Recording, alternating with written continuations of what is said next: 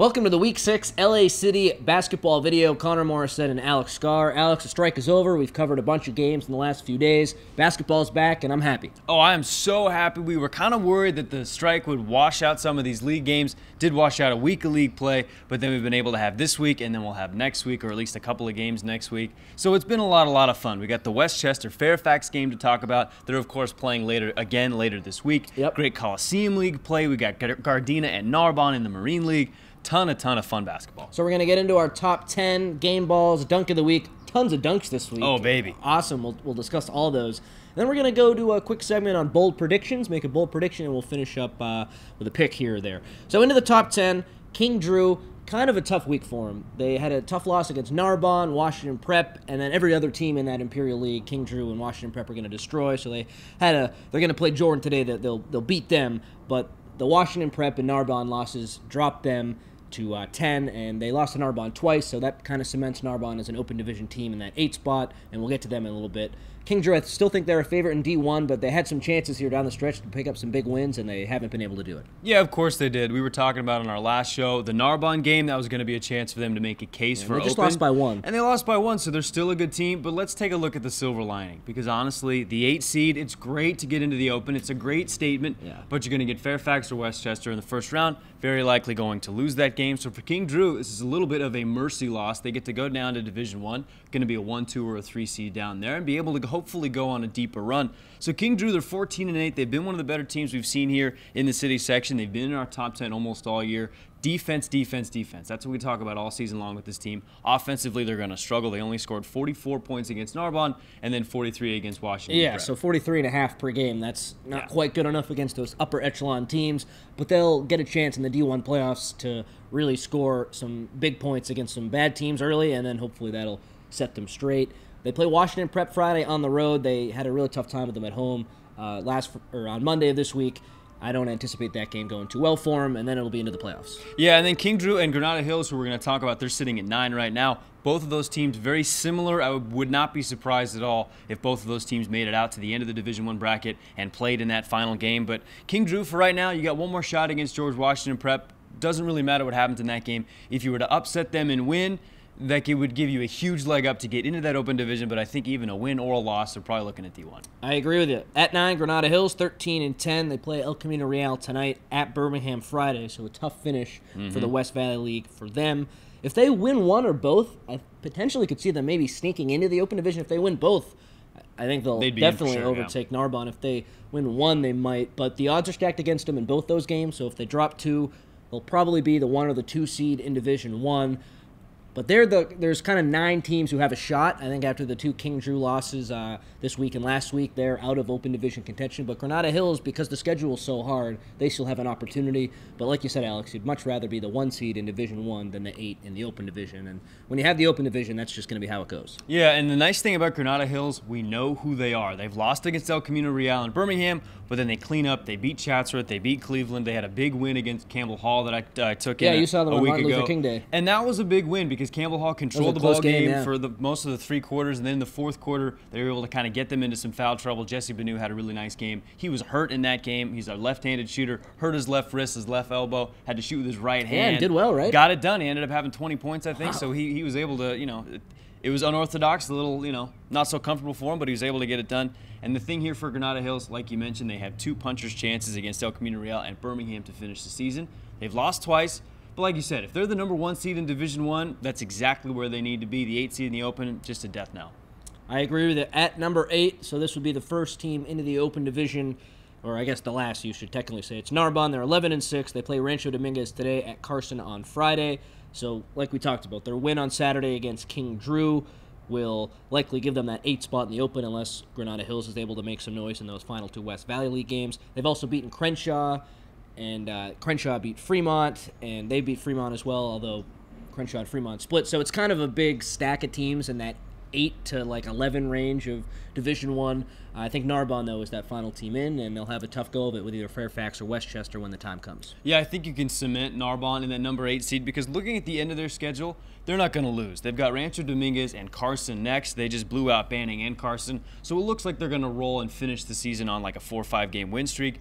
The issue here, the two big losses against Gardena. Gardena, we're going to talk about it in a second. That's the team you needed to beat to make a statement to win that league. Gardena swept them in the season, so that's a huge win for the Panthers. And for Narbonne, looks like it's going to be number 8. Probably don't slip into that Division 1 unless something really crazy happens with Granada Hills or King Drew. So for Narbonne, congrats on making that leap, getting back into the Open for the second straight year. Now you've got the task. Take out one of those Goliaths, and we'll see how they do. Yeah, and last year, remember, they played Granada Hills in the first round of the Open Division. And upset. Yeah, they were upset, so maybe they'll be doing the upsetting this year, although that would be monumental. Yeah, that would be huge if they were able to beat one of the two giants in Fairfax or Westchester. But you're right, Alex. They should finish Marine League play solidly. At 7, Gardena, 21-1. Unreal. Wow, that's better than that's a better record than Westchester. The strength of schedule, of course, is a little bit different, but they beat Rancho Dominguez yesterday. They play Banning today. And you mentioned it. They beat Narbonne 62-51 last Friday, which cements them in the Open Division. And in that third quarter of that game, they held Narbonne to just 9 points. So they're scoring, and defensively they're great. I saw them beat Carson a couple of weeks ago. Michael Franklin was a great player in that game, good junior guard. And I think if he continues to score the way he is, they'll be a tough out in the Open Division. But it's too bad this year just because I think that second round of Open Division games, after they'll probably lose to Fairfax or Westchester, they'll be able to compete. But that first round, they have a great record. The strength of schedule hurts them, and because of that, they're going to have to play Fairfax or Westchester, which will be so tough. Yeah, the 1-8 and the 2-7 is going to be Western League against Marine League. Looks like Gardena and Narbonne are going to be the 7-8. Obviously, Westchester, Fairfax, they'll be the 1-2. And like you mentioned, 22-1. It stinks that they might just kind of get bounced out in their very first game. And they've got to share the Marine League title. I think even regardless of what happens the rest of the way, even if Narbonne were to win the 2 games and Gardena were to slip, they still have the head-to-head against Narbonne. Certainly. They got a couple-game lead there. So that's a big deal. Able to clinch a league title, especially for a team that's been counted out in the past years, to be able to come back, make a statement, be an Open Division team when they were written off last year. Kind of left for dead. We didn't talk a whole lot about them. So big ups to Gardena. Yeah, they were a good team in Division 1. They got kind of upset, I think. I forget if it was the quarterfinals or the semifinals, but didn't make it to that last stage, and they've put together a great season. Ernie Carr is doing a great job there at Gardena. At 6, El Camino Real. This year, Birmingham is just their kryptonite. They can't get by Beham in the 2 games they've played. There was a little bit of controversy from the El Camino Real side in their last game. Birmingham, again, won at the buzzer, just like they did the first time when you were there. So that's kind of been the story of their season so far, El Camino. They've challenged themselves in the non-league. They have a lot of nice victories. They beat a really good Loyola team, who might be the best team in the Mission League. So their resume is great, but in league, those Birmingham losses, we all thought Taft might be the best team, but right now it looks like Birmingham is, and El Camino Real has been neck and neck with them, but because they've lost twice, that'll probably put them down to 6. And don't look now, Alex, but if the season ended today, Birmingham might be 3, El Camino Real would be 6. And playing the first round? For a third time. Boy. Intense rivalry. Those games have been awesome this year, and if we see it for a third time, that would be great.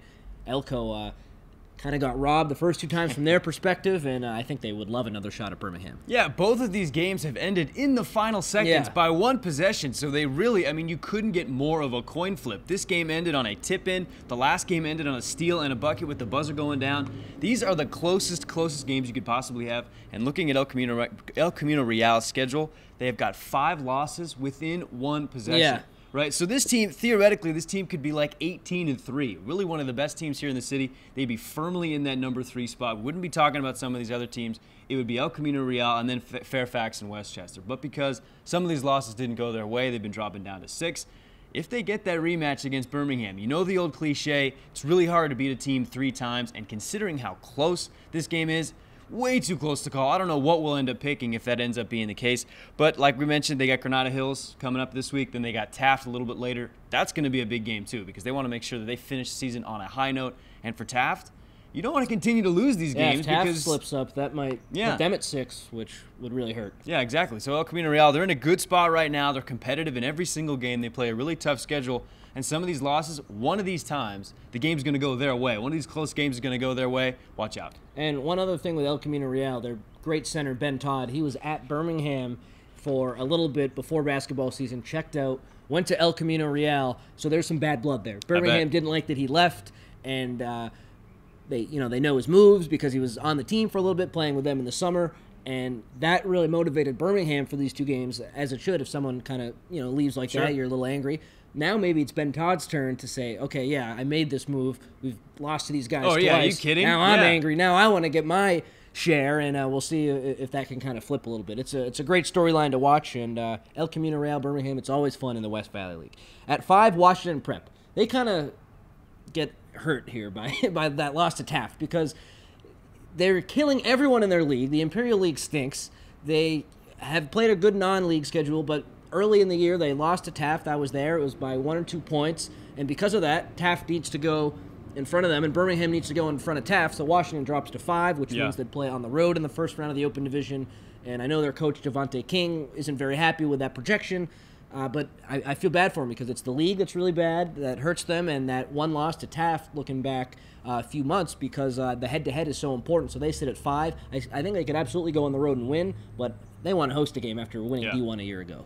And we've talked about it all season long. Washington Prep was probably the team that got hurt the most by the strike. They've only played 2 games since the strike, and they've got Port of Los Angeles and King Drew next. So not a lot of chances to beef up that resume, and they might have to go on the road, even as a league champion. Now, I know that's going to be a big thing for the team. They're going to kind of put that on the bulletin board and say, hey, we've been disrespected. We're a good team, but we're not getting any love. And Lord knows you and I give them a ton of crap throughout the season. We know that they're a good team. I think they're going to have to prove themselves on the road. Because if they get Taft, you go into that building, you know the fans are going to be loud. It's going to be a tough place to play. Watch out. I think they could be a dark horse in the Open Division. They're one of the best defensive teams in the city. For them, I just worry about their offensive output. It's like King Drew on steroids. They're better offensively than King Drew, but against these really premier teams, if they go against a really good West Valley League team, all these teams can shoot threes in that league. How will they respond, especially on the road?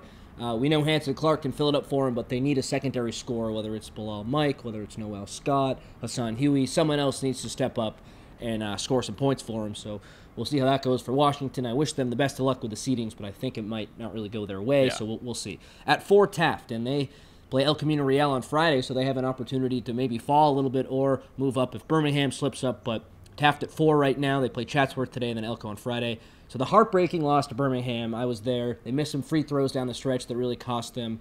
But they were in the driver's seat for most of that game. And then Birmingham just hit a bunch of shots at the end of the game and went on to win in overtime. Diggy Winbush was off in this game, the point guard for him. I think if we got a consistent scoring performance from him, Taft probably wins that game. The strike hurt them because I thought they were a little rusty in this game. It was really their first big test since the strike.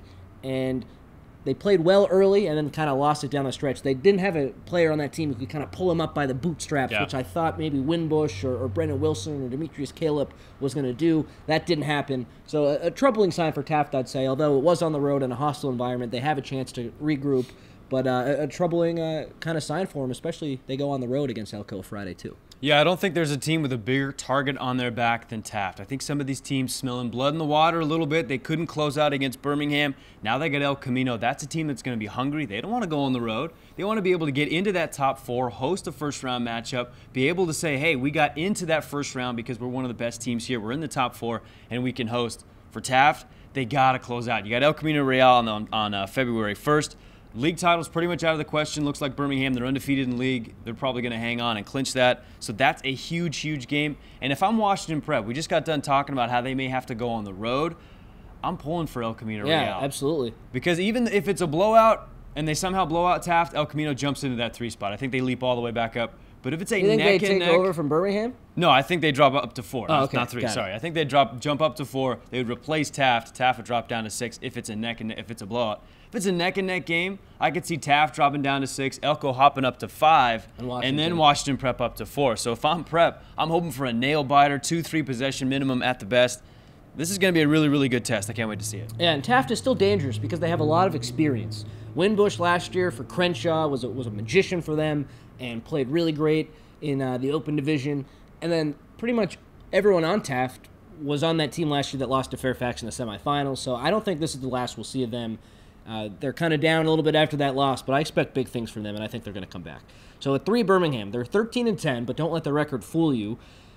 Huge win over Taft, which pretty much gives them the league title. They're going to need to finish games against Cleveland today and then Granada Hills on Friday, but if they do that, they'll be league champions. Undefeated league champions at that. Yeah, I don't think anyone expected that. The strike, let's be honest, it helped them because they played Elko twice still, and their only really tough road game at El Camino Real. They didn't have to play at Taft, so take that for what you will, but I want to still give them a lot of credit. I don't want to try to undercut them. They're undefeated in league. It's very tough. Just didn't have that one big game. I don't think any of us expected this, and Tyrese Wyndham, David Elliott, and Corey Cofield, with the exception of Wyndham, those are two other sophomores. These young guys are playing really well, and Coach Halleck has these guys grooving. It's really, really impressive. Yeah, nobody has improved their stock better or more than Birmingham. They had a 6-game losing streak on January 4th. Yeah, we had them at, what, 9? We had them sitting down almost out of the open division. We had King Drew ahead of them, which I know ruffled some feathers over there. And then they ripped off a 6-game winning streak. They haven't lost since the beginning of the month. You talked about that big win, those 2 big wins over El Camino Real and the huge win over Taft. They're sitting pretty right now. It's a 6-game winning streak. They're 13-10, but they've played a national schedule. They've played some of the best teams they're around. In the Platinum Division at the end. Right. They've played some really, really tough teams from California. So this is a battle-tested team. And you talk about Corey Cofield. Elisha Cofield's been hurt for a while. Corey Cofield has stepped up in a huge way. He's just a sophomore. He's put the team on his back. Down the stretch, he's been really, really key. Watch out for Birmingham. I don't know if they beat a Westchester or a Fairfax just because both of those teams are loaded with seniors and loaded with guys that have been there before. But this team is hot. I wouldn't want to play them. Mr. Cofield told me Elijah will hopefully be back for the playoffs, so that'll give him a boost as well. But, yeah, good for Birmingham. I don't want to say wrote them off, but it wasn't really looking good for them. I saw them at the Take Flight Challenge at Redondo. They played a good national team from Nevada, but they got the doors blown out in that game. And I thought, okay, maybe it's kind of an off year for Birmingham. I'll tell you what the difference has been for them. In the West Valley League, playing at home, that crowd. They get up. That crowd is incredible, and that goes for a lot of these schools. If you go to Taft, it's the same way. If you go to El Camino Real, it's the same way. Those gyms are really awesome, and when Birmingham packs their gym, got the beautiful scoreboard. Yeah, the brand new one. Yeah, that place is awesome. So it was really fun to check out that game Monday night, and congrats to Birmingham. They look like the 3 seed right now.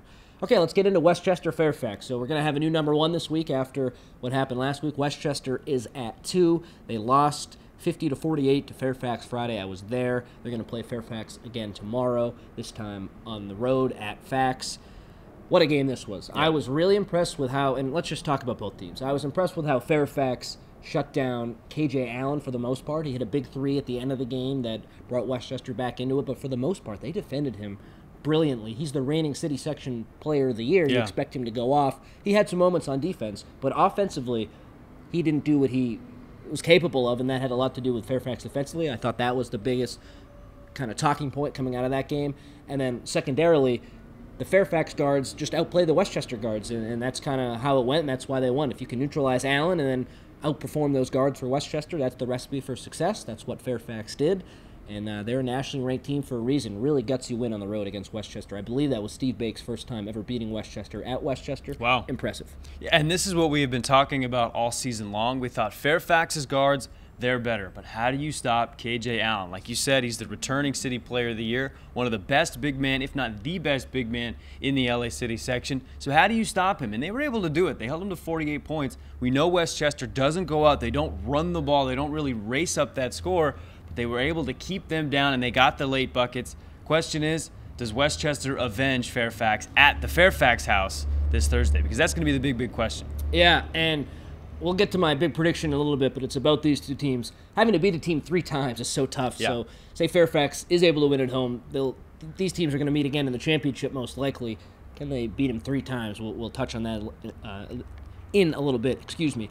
Galen Williams, the Fairfax big man, was so good in that game. I was really impressed with him. He's leaps and bounds better than he was last year, in my opinion. Robert McRae was kind of a coming out party for him, hit the 2 clutch free throws at the end. Ethan Anderson is Ethan Anderson. On the Westchester side, here were where the issues were at. Kavion Batiste didn't play it all down the stretch, and I asked Ed Azam, why'd you go small down the stretch? He said, it was a personal decision. Kavion's not hurt. I just didn't like what we saw in practice from him, and really down the stretch, I thought we were better going small. So maybe he'll be able to be unleashed against Fairfax on Thursday, because I think he's a weapon. If you can put 2 big guys down there instead of just one, that will certainly help. And then Kevin Bethel was a little hesitant to shoot at times. He had some open looks. Jeremiah Turley wasn't knocking down as many threes that we're used to him seeing. Jordan Brinson was kind of off. I don't anticipate that to happen at Fairfax. I think that was kind of a warning sign for Westchester, and we're going to see a different team, because Fairfax played a really great game, almost an ideal game, and for them to only win by 2, I think Westchester will take some positives in that, and they'll have a great opportunity tomorrow. Yeah, and the chance here is, because it was only a 2-point loss, let's say Westchester goes out, they beat Fairfax by 10, it's pretty much an automatic #1 seed for Westchester because the margin of victory will be so much bigger. Both of these teams, they have a chance to solidify that #1 seed. Fairfax beats Westchester. Doesn't matter if it's by 1 or it's by 100, they're the #1 seed. If Westchester goes into Fairfax, they beat them by 3 or 4. It's going to be that's going to be tough. The city section is going to sit down. They're going to they're going to argue about it, try to figure out who deserves to be #1. It shouldn't matter though because they'll play at a neutral site in the championship. Right. Yeah. So I think that. And they both will host until then. Exactly, but still bragging rights. Right. Exactly. So you don't want to piss off either of these teams. But you're right, Alex. It'll all be about the margin of victory if Westchester is able to win. And man, I'm excited for that one. That's tipping off tomorrow at 5:30. Let's move on now to the game ball segment where we highlight some of the top players from the past week in the LA City section.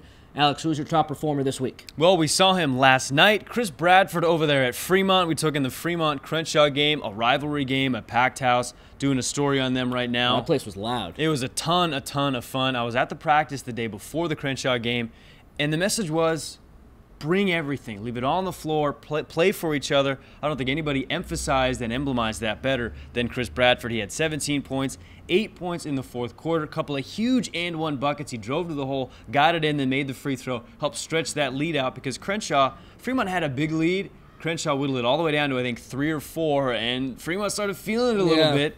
Chris Bradford and Chris Page took it, put the team on their back, took it all the way down to the wire, and ended up being, I think, by 7 or 8 was the final margin of victory. So, Chris Bradford, you get my game ball. Yeah, and if Fremont is able to work out some of these issues where they let teams come back, they're a very good team in D1. I think they have a chance to win the Division I tournament. We'll get to them in a little bit. So, game ball for me from the San Fernando Valley. Ken and Kobe Munez at San Fernando. They beat Reseda 76-67 on Monday night. Ken had 21 points, 5 assists. Kobe, 25 points and 6 assists. San Fernando is 4th in the Valley Mission League, but with 2 games left, they could move all the way up to 2. And the worst they could finish is 4th because Panorama and Reseda are pretty far down in that league. So San Fernando, shout out to the Valley Mission League. We are still watching you guys. And Ken and Kobe Munez, you get the game ball from me this week. Dunk of the week, Alex. So I think the best one, and I'll just let the cat out of the bag, the best one was Chris Page from Fremont. Oh, yeah. That 360 in-game against Locke. Yeah, crazy. But Chris Bradford threw a beautiful dunk down last night, and I saw Demetrius Caleb had a really great dunk on Monday night. JaVale Collins had a nice running dunk as well. Yeah. So we're finally getting some slams. We started this segment, and it was kind of slow, these dunks trickling in. Now people are getting the word and tagging us and stuff because we wouldn't have seen Chris Page if it wasn't for Instagram. And that's the best dunk of the year. Yeah, and that was incredible. Have you seen – Bradford was probably the most recent one because we were both there the other night. But, man, everyone's throwing it down, it seems like. I grew up in Massachusetts. No one was dunking the ball. Here, everyone can dunk the ball. Yeah, welcome to LA, man. Yeah, they throw it down out here. And Fremont, they held a dunk contest after practice. They're trying to get it in there, man. This team's really fun to watch. I can't wait to see what they do in D1. Yeah, me neither. Big prediction time. And here's mine. Teased it a little earlier. Fairfax and Westchester, they're going to meet 3 times. Say Fairfax does win at home tomorrow. I don't think you can beat Westchester 3 times. I think it's really tough, as you said earlier, Alex, to beat a team 3 times. So I'm not saying go out and lose tomorrow. I'm just saying if you do win, the writing is kind of on the wall. You're going to have to beat Westchester, a nationally ranked team, for a 3rd time to win a city section championship after coming up short a year ago. It's going to be really, really tough. Beating them 3 times, Fairfax would have to be, pretty clearly better than Westchester, and I'm not sure that's the case. So just be careful what you wish for. Remember, tomorrow's game is huge, but that championship game is looming as well. Yeah, and my big prediction, I know we talked at length about Granada Hills. We've talked about King Drew. Both of those teams are in our top 10, but I think the Division I champion will be outside of our top 10, and I'm going to go with the Pathfinders at Fremont. All right. I was at practice. This is an athletic team. They're playing zone defense really well. They're pressing in the half court, and they can shoot the ball. Not to mention the dunks, which you just got done seeing, because these kids are very hyper athletic, more athletic than any of these other teams we talked about that are going to be in D1. They're more athletic than Granada. They're more athletic than King Drew. Question is, can they stay disciplined? And when they have a lead, can they hold it? Because we saw against that game against Crenshaw, that was one of the tricky issues. Yeah, I just worry about their depth.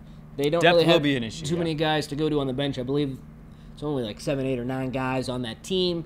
And like we saw against Crenshaw, they have the tendency to let teams back in. That really won't fly in the later rounds of the Division I playoffs, but they are certainly a semifinalist team. I like Granada Hills, but we'll get more into that once the seedings come out because Granada still could make the Open Division. That's the Week 6 LA City boys basketball video. I'm Connor. He's Alex. We'll see you next time.